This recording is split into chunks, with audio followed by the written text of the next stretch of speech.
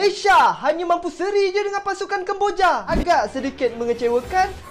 Okey guys, tamat perlawanan di antara Malaysia dan juga Kemboja. Malaysia seri dengan Kemboja. Satu keputusan yang amat memalukan negara sebenarnya, kau tahu tak? Kita kembali ke sepak bola teman-teman. Piala AFF 2024 telah dimulai. Pertandingan antara Malaysia melawan Kamboja berakhir dengan 2-2. Dan ini cukup mengecewakan bagi publik sepak bola Malaysia. Sementara Thailand membantai Timor Leste 10-0. Nanti sore teman-teman jangan lupa saksikan pertandingan perdana Indonesia di Piala AFF 2024 melawan Myanmar. Dan kita akan melakukan laga tandang ke Myanmar. Semoga kita meraih hal positif teman-teman ya. Malaysia hanya mampu seri je dengan pasukan Kemboja. Mitsubishi Electric Cup telah pun membuka tirainya. Untuk perlawanan yang pertama, pertemuan di antara pasukan Malaysia bertemu dengan Kemboja. Keputusan penuh perlawanan, kita hanya mampu seri saja. Kemboja 2, Malaysia 2. Agak sedikit mengecewakan. Nasib baik tak kalah je. Serius aku cakap, gameplay kita tadi hilang mat. Huzaimi PE lost ball pula tadi. Punca gol penyamaan daripada pasukan Kemboja. Selepas Kemboja menjaringkan gol penyamaan, itu adalah salah satu turning point. Diorang bangkit balik dan lebih bernafsu untuk menyerang kubu pertahanan kita. Dan akhirnya Kamboja menjaringkan gol yang kedua.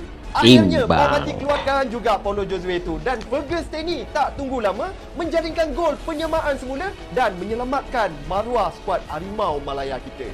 So, kita terus fokus untuk perlawanan yang seterusnya pada minggu hadapan di Bukit Jalil bertemu dengan pasukan Timor Leste. Apa pendapat korang tentang perlawanan tadi? Cek komen sikit. Nampaknya Kemboja main kotor dengan menghantar pengintip. Main kotor. Sesi latihan skuad Harimau Malaya petang semalam. Banyak alasan nih. Kehadiran drone yang berlega-lega di Stadium Olimpik Nasional di Phnom Penh itu jelas membuatkan pengenali skuad kebangsaan rimas. Mereka terpaksa menunggu sehingga drone beredar barulah kita boleh berlatih. Ini adalah taktik-taktik Kemboja untuk mengintai strategi kita.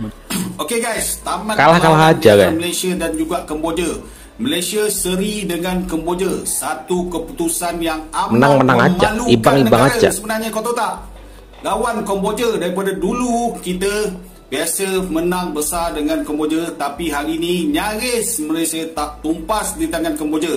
Bukan kerana dia ada pemain naturalisasi. Kalau kau tengok persembahan Kemboja tak adalah sehebat mana pun, tapi persembahan Malaysia jauh lebih buruk bagi aku. Bukan semua pemain, tetapi segelintir pemain yang tak sepatutnya ada di dalam pasukan Malaysia. Okey, contohnya first half Syafiq Ahmad tak patut ada, aku cakap sekarang. Jamie Raymond, aku tak tahu dia first debut dengan pasukan kebangsaan tau. Dibagi pemain utama selama 90 minit. Kau tahu tak? Kalau kau tengok persembahan dia, okey, dia boleh katakan lubuk bila Kemboja mengasak pasukan Malaysia tau.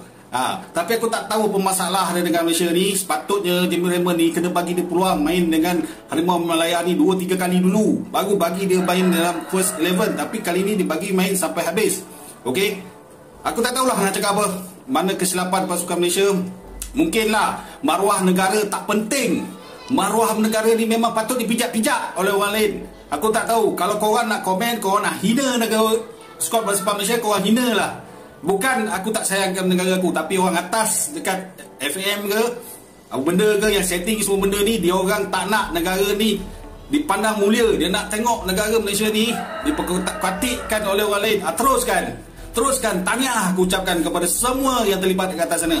Walaupun aku menyokong Harimau Malaya, tapi aku sedih lah dengan corak permainan Malaysia menjadi memalukan. Apa yang positif aku nampak, Ferguson ni dia memang daripada dia main bawah 23, bawah 20 dulu dia memang bagus. Ferguson ni memang bagus. Okey, mungkin juga boleh turunkan. Najmuddin pun bagus tau main. Kat situ dia bagus. Khalili tu pun okey. Kenapa pertahanan tak gunakan Haris Haikal? Lepas tu Haris Haikal pun boleh ganti Raymond lah tadi aku rasa. Raymond tu bukan aku kata dia tak bagus, tapi dia baru first debut dengan pasukan kebangsaan. Aku memang kecewa lah. Nasib baik tak kalah weh. Kalau bukan jadi kecewa. Aku rasa tak tahu nak cakap apa lah. Tahniah untuk siapa yang kendalikan skuad Harimau Malaya kali ni daripada atas sampailah ke bawah. Okey, tahniah aku ucapkan. Teruskan untuk menghancurkan negara Malaysia. Ya, rupanya publik sepak bola dari Malaysia sangat-sangat kecewa dengan hasil imbang melawan Kamboja, teman-teman. Mereka sangat-sangat kecewa karena di pertemuan-pertemuan sebelumnya Kamboja itu kesulitan, bahkan tidak pernah menang melawan Malaysia. Tapi hasil hari ini sangat-sangat mengecewakan karena itu pun nyaris kalah loh Malaysia, karena Kamboja comeback dan menyamakan kedudukan menjadi 2-2. Yang menarik teman-teman, pertandingan antara Indonesia melawan Myanmar nanti sore teman-teman, karena Indonesia adalah salah satu tim termuda, paling muda, karena rata-rata umur adalah 20,4, dan Myanmar pun sangat-sangat terkejut karena rata-rata umur mereka adalah 20,4 tahun. Indonesia ပြီးရင်တော့နောက်3ပွဲကိုအတွက်ချန်ရှိသေးတယ်။ဆိုတော့ကိုယ့်ရဲ့ပြည်သက်နဲ့ဒီကွင်းမှာဒါအင်ဒိုနီးရှားလိုရေပန်းစားနေတဲ့အသင်းထဲမှာပါတယ်လေ။ Lihatlah rata-rata umur mereka teman-teman. Itu paling tua kayaknya Arhan teman-teman ya. Itu 22, berapa begitu ya. Ada Arkan Kakak, ada ini umur 19 ya apa ini? Wah. Ronaldo Kuateh. Sangat-sangat muda. Halo Sobat Garuda semua, Mitsubishi ASEAN Electric Cup 2024 segera bergulir ya. Kita sama-sama tahu bahwa timnas Indonesia menurunkan para pemain muda. Nah, Sobat Garuda semua, kira-kira berapa rata-rata usia dari 9 negara peserta yang mengikuti turnamen kali ini? Yuk, sama-sama kita korek. Yang pertama tentu saja Indonesia ya. Indonesia nih ada di peringkat pertama pemain dengan skuad pemain termuda, yaitu dengan rataan usia 20,3. Kemudian di posisi kedua ada Laos yang juga menurunkan pemain muda ya. Laos rataan usia 22,5. Kemudian di posisi ketiga ada Filipina dengan rata-rata usia 24,12. Kemudian di posisi keempat ada Kamboja dengan rata-rata usia 24,12. Berikutnya di posisi kelima dengan rataan usia 25,8 ya, itu Myanmar ya. Ini Myanmar 25,8. Kemudian posisi ke-6 termuda Malaysia juga dengan rataan usia 25,8. Di posisi ke-7 ada Thailand dengan rata-rata usia 26,08 ya. Kemudian di posisi ke-8 ada Vietnam dengan rata-rata usia 27,15, dan sebagai skuad dengan para pemain tua ya, ini jatuh kepada Singapura yang menurunkan skuad dengan rata-rata usia 28,15. Oke Sobat Garuda, itu tadi daftar rataan usia dari 9 peserta Mitsubishi ASEAN Electric Cup 2024. Meskipun Indonesia menurunkan para pemain muda ya, semoga bisa menorehkan prestasi gemilang dan membawa juara Mitsubishi ASEAN Electric Cup 2024 ini untuk pertama kalinya. Semangat terus tim nasional Indonesia, bravo timnas Indonesia. Fix sudah bisa dikatakan saat ini King Indo menjadi skuad termuda di Piala AFF tahun 2024 guys. Buset dah guys, lagi dan lagi guys ya.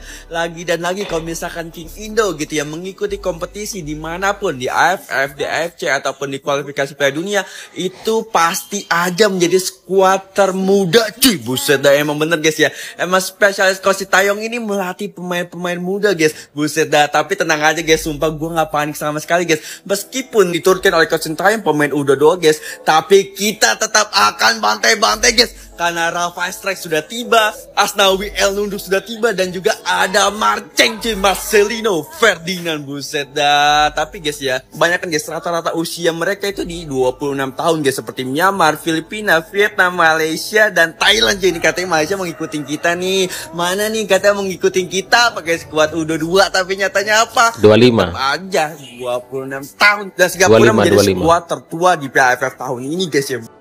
Singapura yang paling tua teman-teman ya, rata-rata Vietnam, Singapura, kemudian ada Thailand itu tua-tua orangnya ya, senior lah begitu.